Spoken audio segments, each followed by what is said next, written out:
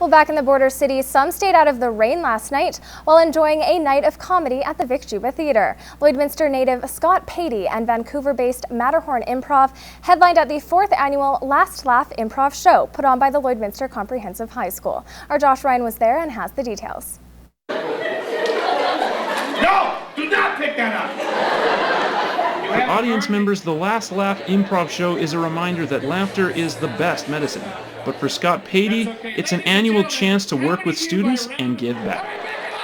I see a lot of myself into them, and it's exciting to just come out and inspire them, because I remember what it was like to be inspired, and you do see the excitement in their eyes in most of them, and sharing the stage with them and teaching them new things. The actor and comedian journeys back to his hometown every year, hoping to inspire students just like he was. It was so inspiring for me to get up there with professionals, and at that age, I think I was 16, 17, and I mean, yeah, for me at that time, it was so exciting, and to give that back to the students nowadays is it's a super cool feeling.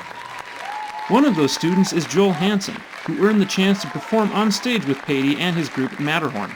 Thank you so much. At first I was going how do I impress these guys? How do I go out there and put on a great show? But they just made sure I was comfortable. It was awesome.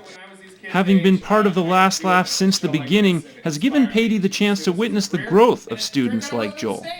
So I've got to see the progression over the years, not only in their improv skills, but just them growing up as humans. But it's been cool coming back and working them and watching them progress, and then touching base with Simon and seeing how far the kid's grown. And I mean, yeah, it's a rewarding feeling, and it's fun to see the kids. Maybe a kid that was super shy on stage the first year now comes out and can be the star this year, which is a lot of fun.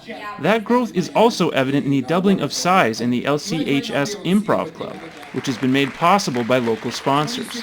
Those really helped the show, be a success, and then from that, obviously, all the ticket sales, the money from the ticket sales can come back to the drama department to fund transportation and accommodation when we go to improv festivals in Alberta and stuff like that. And as the icing on the cake, more people in the border city are exposed to improv comedy. All right, back in line before he kills her. He was going to kill her.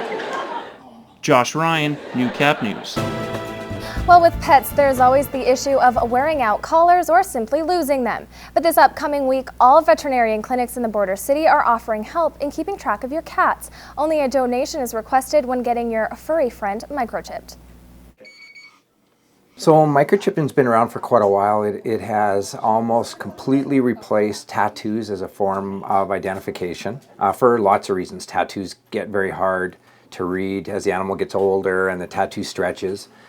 If somebody were to try and steal a cat or dog, they're very easy to disfigure what the tattoo reads. The microchip is roughly the size of a grain of rice, which makes it difficult to feel or get rid of. To insert the chip is the same procedure as giving an injection. The chip is loaded into the needle and then implanted between the shoulder blades of the animal. So if a pet is lost, ends up at a shelter, at a vet clinic, and they are scanned with one of the scanners, that number is very unique. The number is then entered into a system with the owner's contact information. To take advantage of the promotion for your cat, all you need to mention is SPCA Microchip Week at any veterinarian clinic. Well, there were some disappointed sports action fans in the border city yesterday. Thousands of families from in and around the area made it out to the exhibition grounds to be amazed by the death-defying stunts at the Nitro Circus show. But after waiting hours in the rain, it was canceled due to poor weather conditions. Well, we've been waiting it out all day. We've not had the best of luck in Canada when it comes to weather, and we were hoping we were getting a break in the weather. We got a little bit of a break, but it wasn't long enough to dry the ramps, so unfortunately we had to postpone it. A lot of people were worried that we were just going to leave and that was going to be it, but we're postponing it until Sunday. MC Zachary Yankish says athletes do flips well over 50 feet in the air. And with these slippery ramps, organizers deemed it unsafe to continue with the show. While safety is their ultimate priority, he says it was still sad to let their fans down. You can tell, just from the fans, they've been waiting a long time for this. So that's why it's so important for us, like all the guys backstage. They really want to get the show off, especially for the kids, because, they've been waiting for this for so long. So fingers crossed that things work out. The weather looks way better on Sunday. The show has been rescheduled for 4 o'clock on Sunday. Doors open at 3 p.m. and tickets are still available. We'll have full coverage on the story in the coming week. This is Newcap Sports with Brett Morton. Xtreme were in action this afternoon taking on the Westlock Rock. These two clubs have a history from last season as the Xtreme eliminated the Rock from the playoffs. And we're going to pick this one up late in the third, and the Xtreme up 7-4 here. Skylar Shynock works off the defender and then uses them as a screen and blows this one right by the Rock goalie. The Xtreme up 8-4. Well, still 8-4 here in the Rock with yet another chance, but Kyle Boyer makes the big save there to keep the lead at 4. Rock power play now when Boyer makes yet another big save. The Xtreme win this one 8-4 and are now the top team in the league and are back in action Saturday, June 4th versus the Lakeland Heat.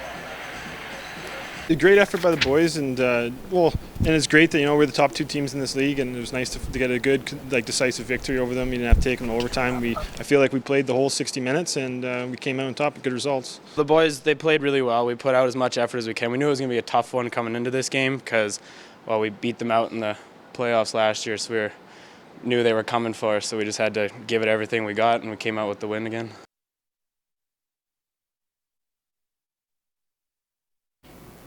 Well, with the rain we got today, the Northwest AAA Prairie Pirates game were postponed, and the rugby games also didn't take place due to the visit teams not coming. But the Lloydminster Vandals Football Club braved the elements still and played their home and season opener today against the Airdrie Irish. Well, the Irish in white and the Vandals in black toughing it out in the rain. Irish, they're going for a field goal here, but they are going to miss it to the left. The ball is going to go all the way through the back of the end zone, and the Irish are up 1-0. Well, the Irish back on offense here. They're going to run the ball, but it comes loose, and the Vandals, they're going to pick up the fumble, however, cannot score. It's still 1-0. Well, the Irish once again looking for some more points here. The quarterback's going to drop back and throws this one up, but the Vandals intercept it and will once again not be able to score off the turnover. However, they would come back and they would win this one 15-1.